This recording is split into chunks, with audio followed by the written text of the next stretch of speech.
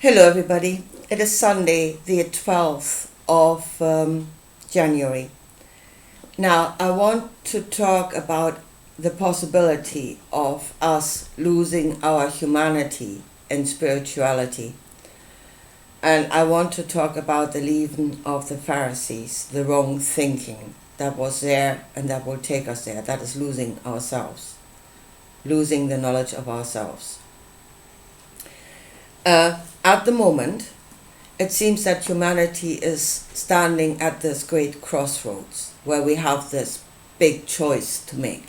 Yeah, we are in the duality of technology on the one side and spirituality on the other side. Yeah, we know the technocrats, we know the likes of Klaus Schwab and the megalomaniacs on that side, and there are those that are trying to lead us into spirituality. I think most notably for me, it is the likes of Greg Braden, Bruce Lipton, Joe Dispenza, and everybody else is hanging in there on that side. So I think we are supposed to go into spirituality. I don't think the technocrats are supposed to win.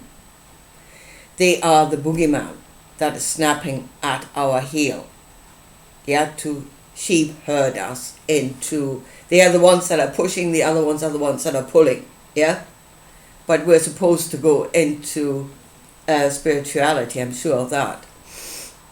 Now, Greg Braden says, first of all, we go in technology, we lose our humanity. I'm in full agreement with that. Greg Braden says, we will rely on technology for things that we can do ourselves, and we will lose the ability to do it, quite possibly. And that we should find out who we are as humanity, what our humanity truly is before we give it away. I'm still fully on board with all of that. So we should find out who we are and become the best version of ourselves. Absolutely. I'm with that all the way. But here, as I said, technology is the boogeyman. Spirituality is the way into salvation. We're being driven in that way. I think we should go, but there is a point of light. There's a point where we've hit the mark. We're exactly where we should be. The best version of ourselves. And there is a way where we can shoot past that. And actually Jesus did shoot past that. So if we are below knowing what we are in darkness. We are on point of what we are. We've hit the mark. That's good. We go past that, we're going back into darkness. And there is, as I said, there is a chance that we can lose ourselves on the way of spirituality. And I want to show you this here. Now, first of all, I really want to make very clear what it is we're talking about here. We're talking about the Bible, we're talking about the way of the Bible. Believing on the Bible, and that means actually believing on what it actually says in that book. Because there are people around that are preaching a different Jesus. Especially those that preach Jesus as a Buddha. And he absolutely is not that. He's not that. The Buddha preaches getting off the wheel of death and rebirth and the reunification with the united field, with the Creator, with the all. And that is the drop dissolving in the ocean. The drop will cease to exist. You are not there.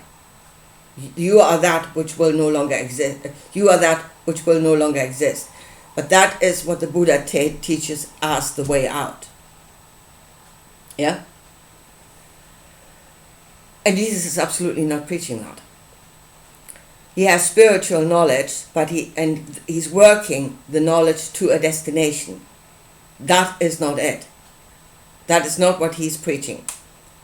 He's not getting out of the flesh. He's not actually getting off the planet.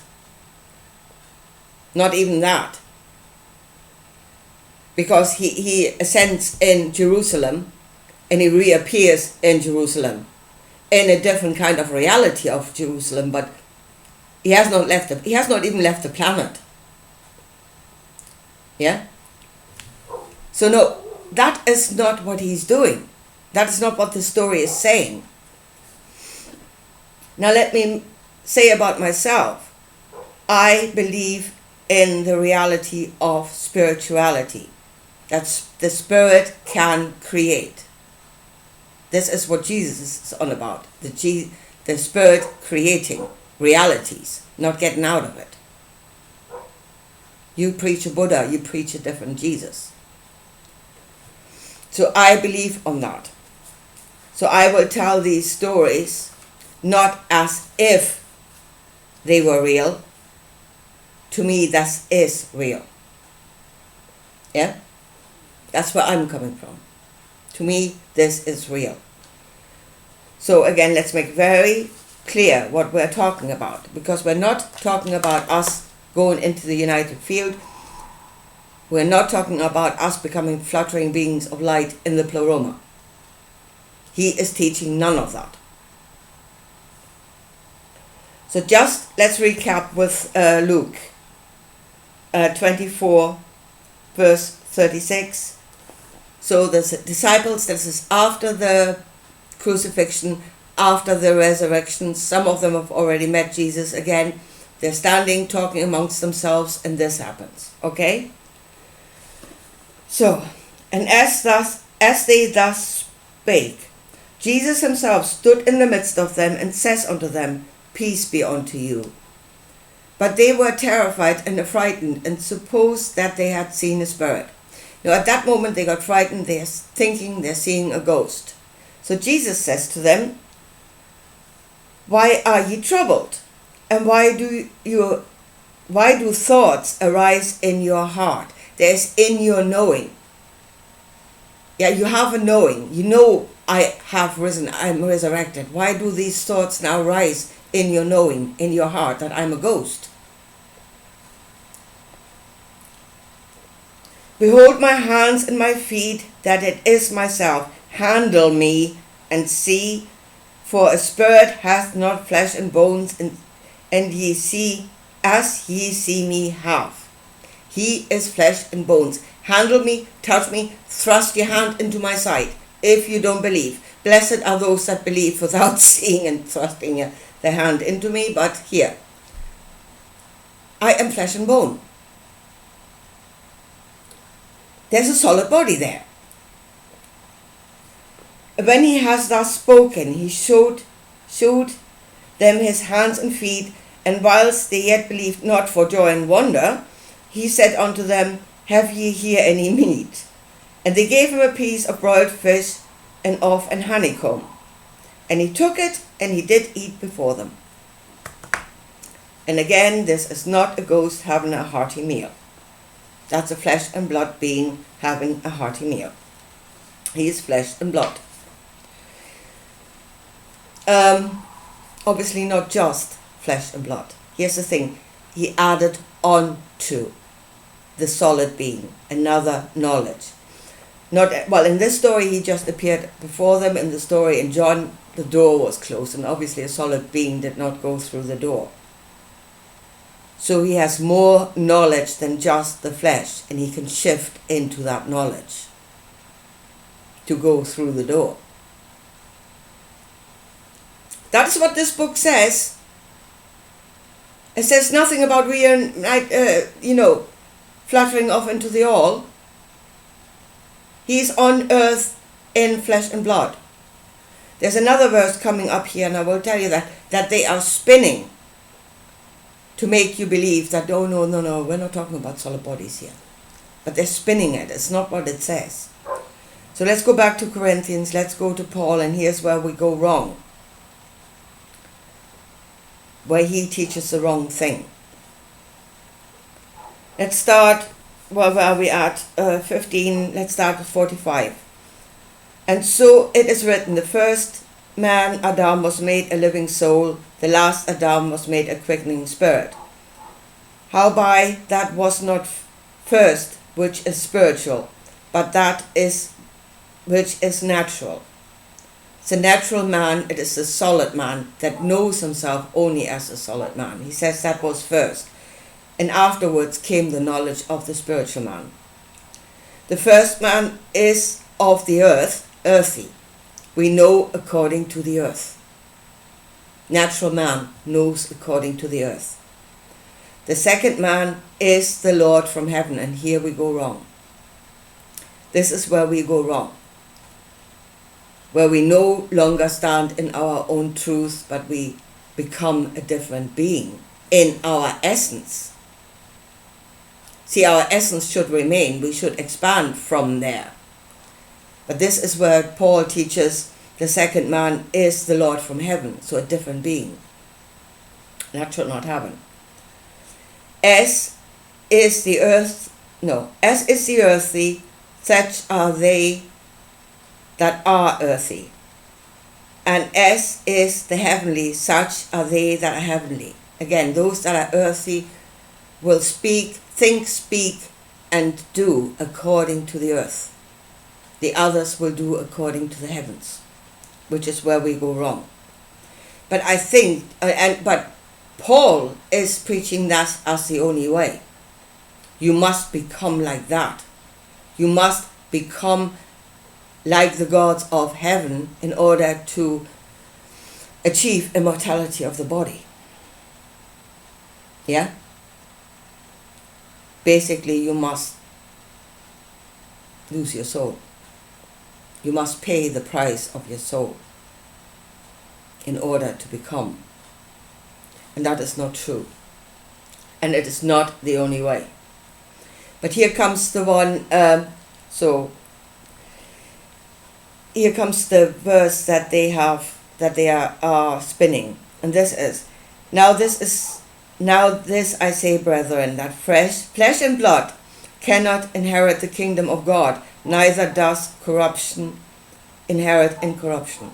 And this is where they're saying, well, he clearly says the body cannot go. And that is not what he's saying.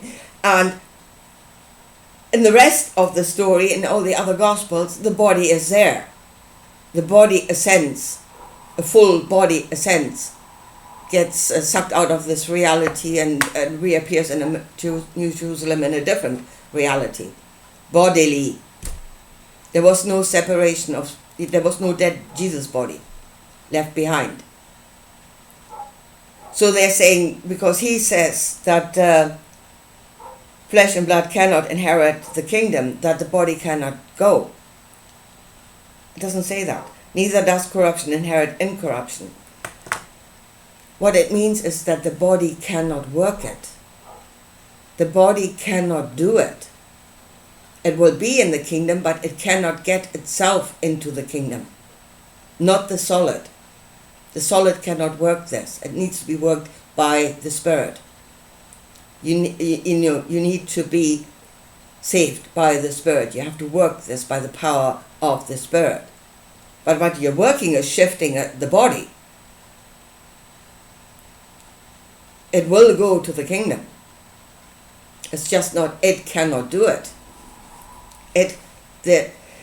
What is corruption? The body cannot by its own power inherit incorruption. That's what that is saying. It is not saying the body is not going. The rest of the book says quite clearly the body is going. But as I said, that's where they spun it. And then they don't mention all the passages like in Luke, where he says, here, I am solid. We just skip past those bits because they do not fit our narrative. Anyway, now I want to come to the leaven of the Pharisees, where the whole story is going wrong.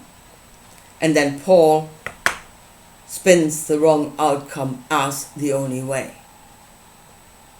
There's a bit of irony in this. I want to show this. It actually happens in the end because, and it shows quite clearly that Jesus is not all-knowing, was not all-knowing.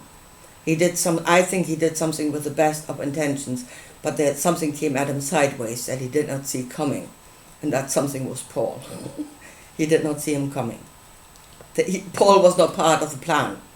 There's something else happening which is really ironic. I'll show you that later. Anyway, but let's go with the Pharisees. Now we're in Mark 8. Yeah? This is the fishes and the whole fishes and loaf thing.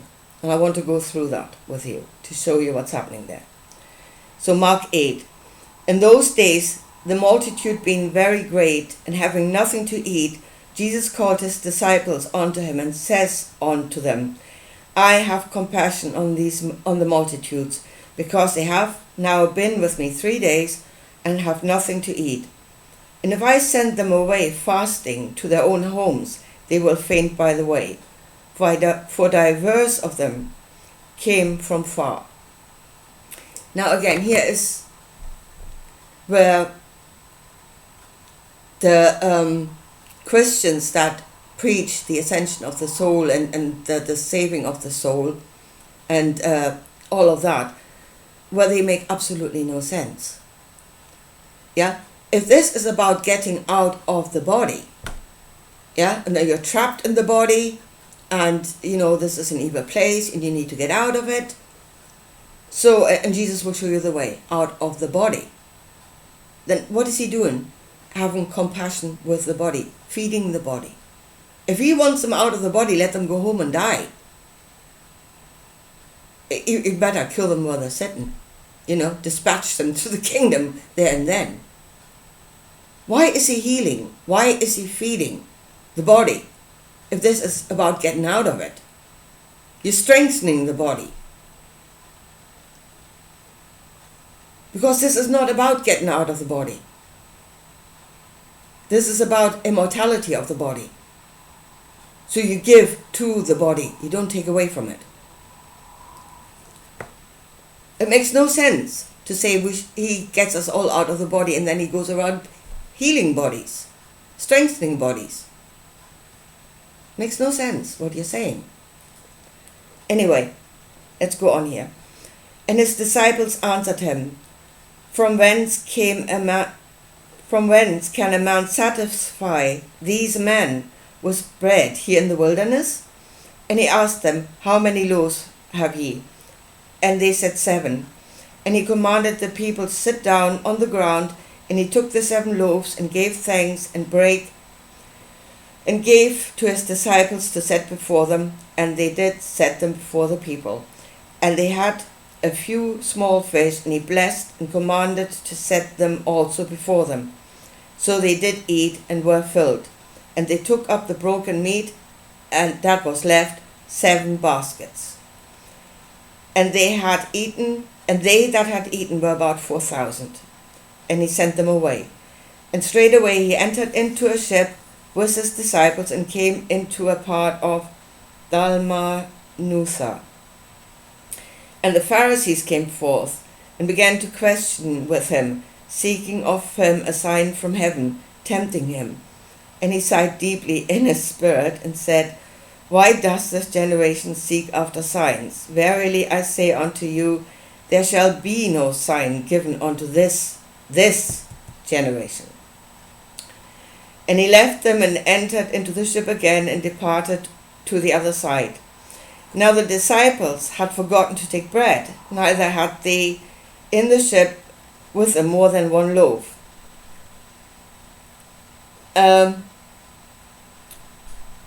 Right. And he charged them, saying, Take heed, beware of the leaven of the Pharisees and of the leaven of Herod. And they reasoned amongst themselves, saying, Is it because we have no bread? And when Jesus knew it, he said unto them, Why reason ye, because ye have no bread? Perceive ye not yet, neither understand?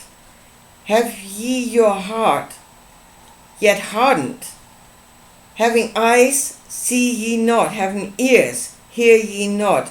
Do you not remember? When I brake the 5 loaves amongst 5,000, how many baskets full of fragments took ye up? They said unto him, 12.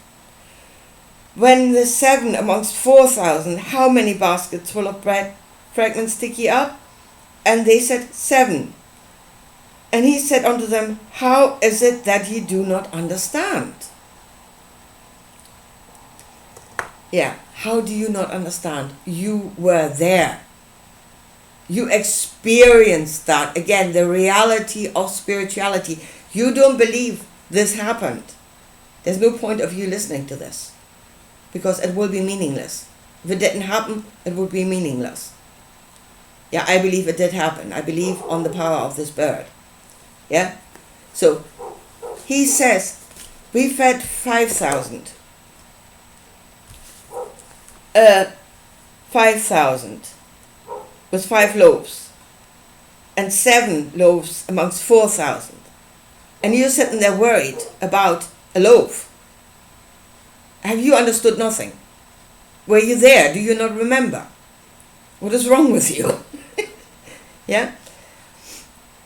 So that's the first thing. How do you not understand?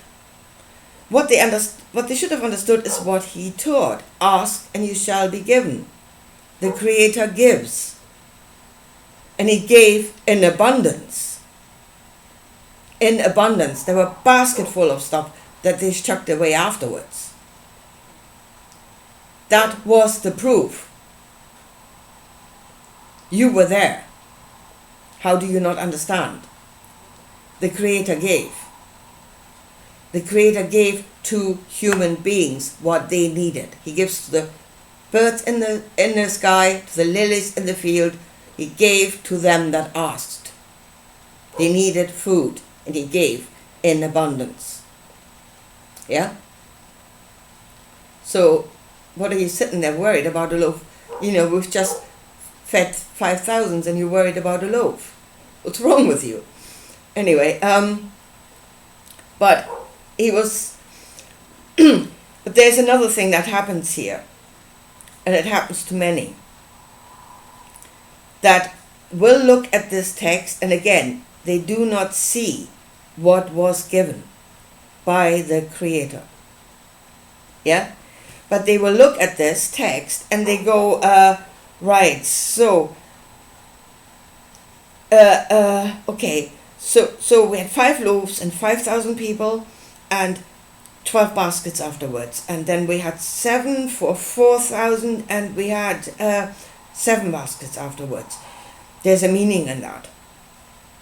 There's some meaning in the numbers. Yeah, we must look at the numbers. There's a deeper meaning in this. Again, you're going past the point. You're looking for something that is not there. The meaning was the Creator gave. There was a prayer that was answered. Yeah? And it gave to the solid flesh, to a human being. That was the point. That's the point you must hit. And it was asked out of compassion. That is the point. Don't look any further. That is it. Be grateful. That is it. But the Pharisees are the same.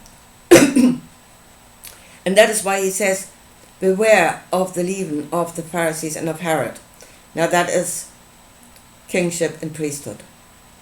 Both of them. The 2 wings of the bird. Leaven means something that rises up. Rises above what they should see. And what did they ask of him? Seeking of him a sign from heaven. Again, their gaze is out there. Their gaze is to the heavens. Even if they have heard the story, they're looking, again, they are looking past the point. Out there, there's something heavenly, something greater. Yeah? Who cares about feeding 5,000 people? You know, they're paupers anyway. They didn't even have food with them. You know, they are immaterial. We want something from heaven. And then Jesus says, to that generation no sign will be given. To those that look out there, to Leaven, to those that think themselves above and they're looking even further out, to that generation no sign will be given. Because there's nothing out there. He says there's nothing out there. There will no sign be coming from there. The sign was already there. It was right in front of their nose, and it was on earth. It was earthy. Yeah? And they're disregarding that. They're looking for more, for greater, further out. And to that generation no sign shall be given. He said, and then he went and gave them a sign. Why? And here is, they will not believe. They will not believe. I really don't know what was wrong with the disciples. Why would they worry about a loaf when they had just experienced that? Are your hearts hardened? Does this knowledge not enter into you and become your reality? Anyway, so they will not believe. They will not believe. They want their God out in heaven. They want to be the servants of that God. That is their desire. God to come from up there and we can serve him. And I think what Jesus did in the end as well, if that's what they want, I give them that reality, or at least the knowledge of that reality. I'll go there and I show them the outcome. I give them what that will be like. The knowledge of it. I will reveal the knowledge of that desire, what that will create. I will give that knowledge to them. And that was his way to the cross. And here starts the denial of self. Yeah? Where he started doing things that were no longer human truth. Again, we are as gods in that we know good and bad. That is our first foundation. The spirituality should be added on to that foundation.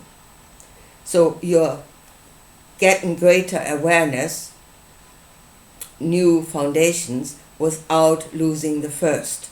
And that means staying earthy. You know good and bad, and that foundation should not shift. But he shifted it. He did shift it.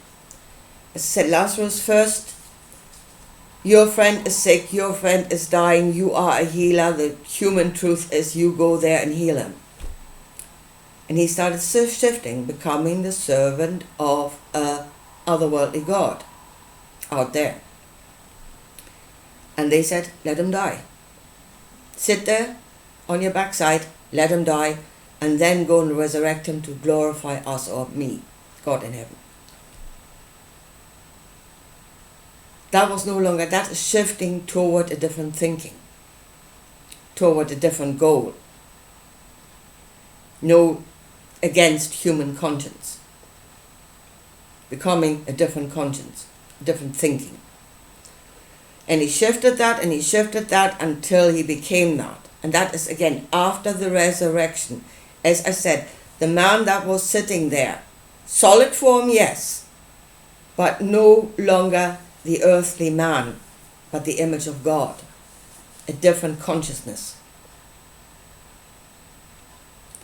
And then he was sucked out of this reality. He experienced the outcome, which is New Jerusalem, which is the God that wants dominion, that everybody wants to serve, ruling over this world. There's death, there's destruction, there's pestilence. The whole thing is going belly up. And Jesus is giving that knowledge to John. Now again, to a human being, if you still stood in your truth, you should know that that is not good. Yeah, so he gave the knowledge to John. John should reveal that knowledge to all, so people understand that that is not the correct way.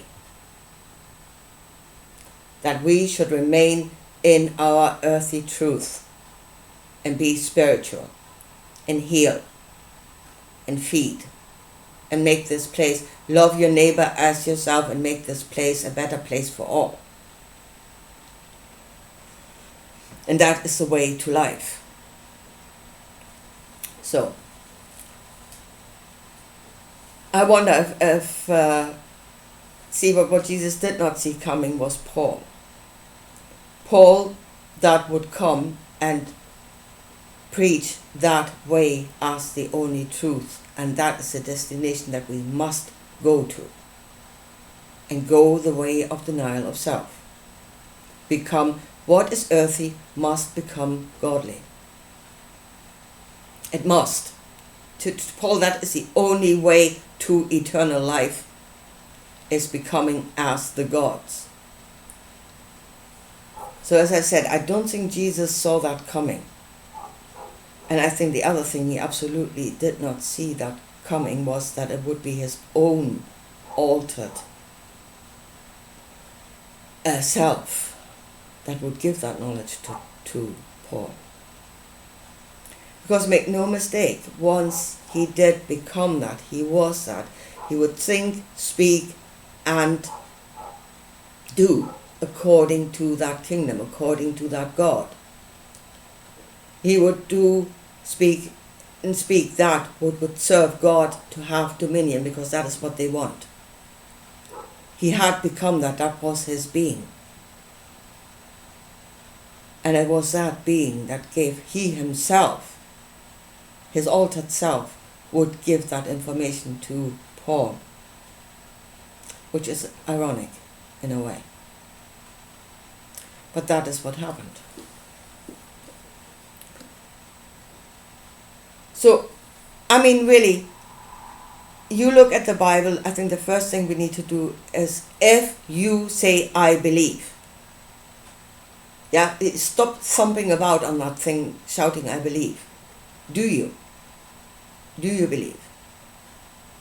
And then we must no longer look at this as mysticism or allegories or metaphors or I don't know what,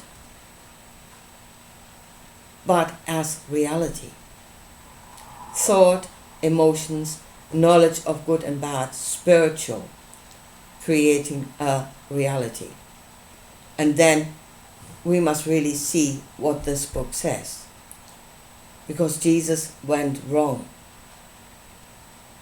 Jesus lost his soul trying to reveal, the outcome of the desire of the Pharisees. He lost his soul doing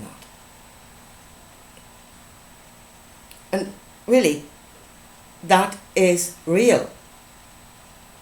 If you believe, then that is real. And if we are now going into spirituality, this book should teach us to know what it is we're doing. And it already shows us outcomes of spiritual paths and what they will create. Jesus did not do this. Go to New Jerusalem and said we all should go there. He went there to expose the falsehood of the Pharisees and to show the outcome it would create. It was false. It was wrong. It's a wrong outcome.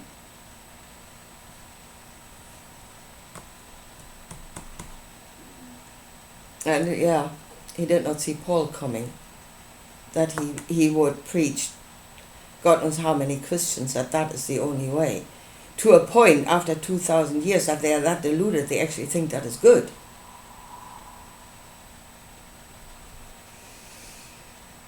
So, and that it was himself that would teach Paul that. So, here goes. Why this is relevant. If you believe this is real, it is absolutely irrelevant. If you don't believe this is doing anything, it's just allegory and metaphor, and then it doesn't matter. It really doesn't matter. But if you think this is real, we are going on that path. We are going on the path of spirituality. I think we're being sheep-herded onto that path with technology as the boogeyman snapping on our heel, on the heel of the sheep, so that they start running. And again, that is the path of salvation. Yeah? And then we really must see that there is a point we must hit. And if we shoot past the point, we will go into darkness and into slavery. And then spirituality is not going to be salvation, it's going to be our destruction if we don't hit the mark. And the mark is to hold on to our first truth, to the first part of our godliness, which is our knowledge of good and bad, and that knowledge is earthy, it's according to the earth. Yeah? And that must remain our foundation from which we expand. And if we don't, we will go into destruction. That is what that book says. So let's understand what it really says, and be aware and know what it is we're doing.